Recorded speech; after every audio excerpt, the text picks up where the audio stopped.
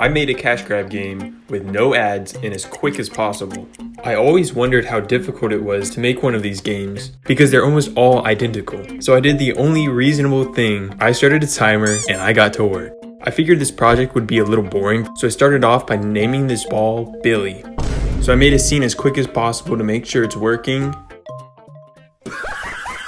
And I forgot to add the environment. Now it's looking good. After that, I just need to make some sort of platform with a collision, and I forgot to put the collision. So after adding collision, it's working as I intended. Yeah, boy. Now it's time for graphics. I started by changing the material of this ball. I made it bright blue with cartoon shading so it would fit the theme, and it's looking pretty good right now. I wanted to see how two Billies interacted with each other. They rolled too much, so I adjusted the physics. I wanted to see how a lot of Billies looked like, so I added a way to spawn them in, and I gave some random variants for how they spawn.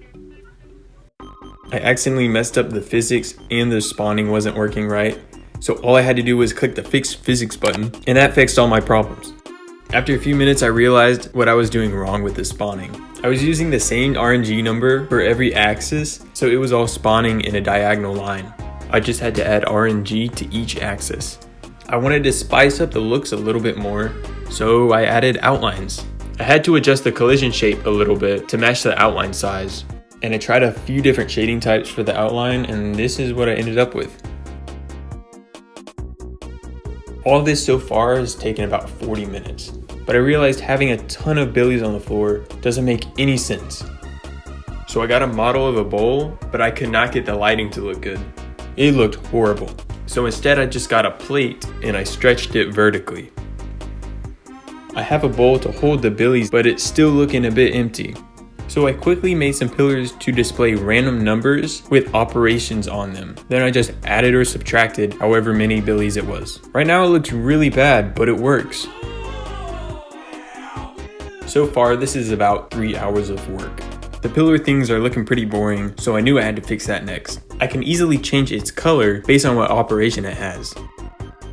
So there seems to be no easy way to update the color of a 3D mesh in Godot. So I made two labels in the same place, and then I just made the wrong one invisible. And it works now. Now it's time to expand. I copied and pasted these goals until I had enough to repeat infinitely. To make sure it was all smooth, I just sped it up and made sure it kept repeating correctly. Pretty quickly, I noticed some performance issues. I made some visual changes and I lowered the maximum numbers to help performance. I thought making this a boba cup was a good idea. Then I addressed the spawning issue. I was spawning them all at once, which caused a huge dip in performance. So I added a timer to slightly delay each spawn, and it made a huge difference. The green floor was a bit nasty, so I tried to make a texture. It still didn't look great, but it looked better than the green. Now, I just needed a way to end the game. Right now, it just despawns your player as soon as you lose, but I decided to make an end screen. I was inspired by Juice Galaxy for the very encouraging message it gives you. So I basically copied it and I just made it expand unevenly because it was funny. The score it gave you was always the score that you had before you lost, so it was kind of pointless to have that score, so I just made a high score it would keep track of during that one game. Finally, I had to touch up the game and add some menus. I changed the background to make it look a little more appealing, and I added a main menu with buttons that actually worked. And that's about it for my cash grab game with no ads. I lost track of how much time I spent on this project. I lost track at about 8 hours in. I worked on this for multiple days, but if I had to guess, it was about 12 hours.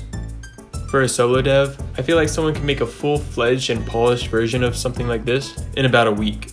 And since so many of these games have almost identical gameplay, you can easily just copy and paste 90% of your work and release a new one in no time.